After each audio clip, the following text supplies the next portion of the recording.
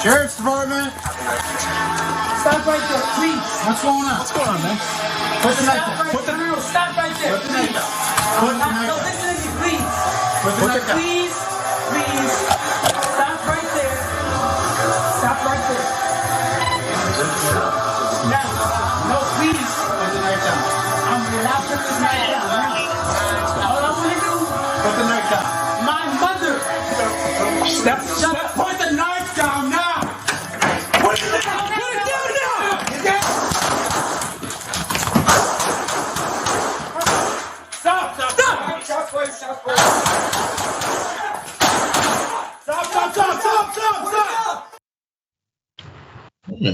That devastating scene there was from November of last year, and we're just now seeing the body cam footage of police that went into a domestic disturbance call where there was a shirtless man there with a knife, and he was there with his grandfather. And presumably the grandfather called the police. They showed up. We've seen this scenario before, and shots are fired at both of them. Of course, because that's de-escalation, because that's police work, because that's settling the situation. Maybe for themselves, because if they weren't there, then what? There's more, because both of them got shot by police, but let's watch more of this. Put it down. 67 shots fired by police. We need 52 now. Stop. Here's someone. Okay, I got a knife. Nice guy. I got him. Got him. Sir. What's your name? What's your name?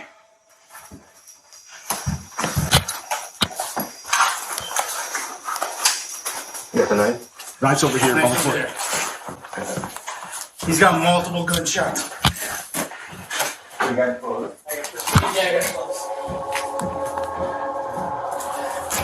Officer, help me out here. Hey, trying to find. Looks like he's got. Sir. The officers there are working on the man on the ground as if they just showed up on the scene and someone else had shot them. What's going on, sir? Wake up. What's happened to you? You were there. Here's some details of what they did. On the afternoon of November 6th, Will County deputies responded to the Joliet Township home of Eldred Wells. Two of his grandsons were there, with one calling 911 because his brother, 21-year-old Jayar Muhammad, had a knife and was threatening Wells. The Will County Sheriff's Office failed to de-escalate the situation, is what Keenan Salter with Salter Law PC said. He said they were aware Jayar Muhammad was suffering from a mental health crisis. He had just gotten out of a mental health facility after an intense 10-day period, about 4 to 5 hours before this fatal shooting. It's clear any wounds Mr. Wells received from Mr. Muhammad were superficial in nature and would have never caused his death. What caused his death was the fact that he was shot through the back through his aortic artery. That was the actual cause of death to the grandfather there. The deputies called for an ambulance and at first reported that Muhammad was the only one shot. The video shows deputies opening Wells' shirt and realizing he was also wounded, so that was a lie. Muhammad died at the scene, and Wells, the grandfather, was pronounced dead at a nearby hospital. This is more of the maddening part that you're probably not surprised by. Upon review by the Will Grundy Major Crimes Task Force, the Will County State's Attorney's Office determined it would not file any charges against the deputies. But last month, the Wells family filed a wrongful death lawsuit against the Will County Sheriff's Office for that insane thing. But also it took over a year for them to release the body cam footage. Whenever they take this long to do it, there's probably some set of processes that I'm not involved with because I'm not a police officer, I'm not working in the department. But what I have noticed is after it's been this long, then they let it out and we're hoping maybe this will kind of blow over. Maybe people forgot about it from the original reporting, but it's happening less and less of the time. So we're gonna get to what they could have done because we've seen this scene before. I've done 2 other stories about a domestic issue where someone was suffering from a mental health crisis and shots were fired instead of de-escalation happened. Wow. How often? Not how often does it happen because it's pretty regular. But how much more does it take before things change, Conscious? Man, it's a lot of people put blood, sweat, and tears into a lot of different police reform, a lot of abilities to make it where the officers don't use deadly force.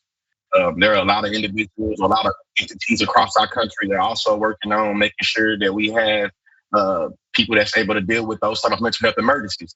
As a teacher, as somebody that loves history, it is mind-boggling that we are almost indoctrinated with patriotism to say that whatever the red coach did to the colonists, we should not stand for that. Whether that is running into your house, being forced to quarter soldiers, not getting a due process law. It's like literally the Bill of Rights, the first 10 amendments to me is like the thing that's feeding our head as to what it means to be an American.